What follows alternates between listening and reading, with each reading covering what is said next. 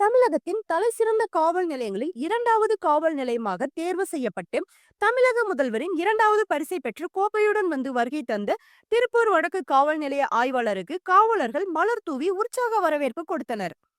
திருப்பூர் மாநகர காவல் நிலையங்களில் ஒன்றாக உள்ளது வடக்கு காவல் நிலையம். இந்த காவல் நிலையமானது ஆங்கிலேயர் காலத்தில் இருந்து செயல்பட்டு வந்த நிலையில் கடந்த 2017ஆம் ஆண்டு விரிவுபடுத்தப்பட்டு புதுப்பிக்கப்பட்டு இயங்கி வருகிறது.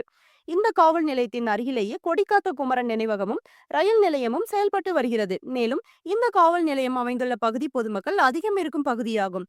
2009ஆம் ஆண்டு திருப்பூர் மாவட்டமாக அறிவிக்கப்பட்ட பின்னர் இந்த காவல் நிலையத்தில் எல்லைகள் வரையறை செய்யப்பட்டு வடக்கு காவல் நிலையம் செயல்பட்டு வருகிறது. இந்த காவல் நிலையத்தில் இதுவரை இருந்த காவல் ஆய்வாளர்கள் சிறப்பாக பணியாற்றி வந்துள்ளனர். இந்நிலையில் தமிழக அரசின் சார்பில் ஆண்டுதோறும் தமிழகம் முழுவதும் உள்ள காவல் நிலையங்களில் சிறப்பான காவல் நிலையங்கள் தேர்வு செய்யப்பட்டு தமிழக முதல்வரின் கேடயமும் பாராட்டுச் சான்றிதழ்களும் வழங்கப்பட்டு வருகிறது.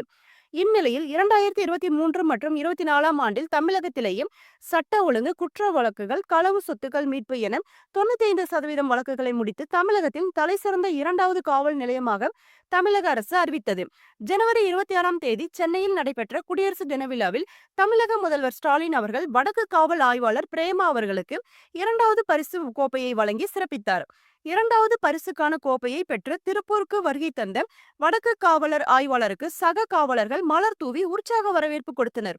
தொடர்ந்து வடக்கு சரக உதவி ஆணையர் கணேசன் மற்றும் காவல் நிலையத்தில் பணியாற்றி வரும் சக காவலர்கள் தமிழக அரசின் சார்பில் வழங்கப்பட்ட கோப்பையுடன் கேக்கு வெட்டி தங்களுக்கு கிடைத்த கோப்பையை எடுத்து உற்சாகம் அடைந்தனர்.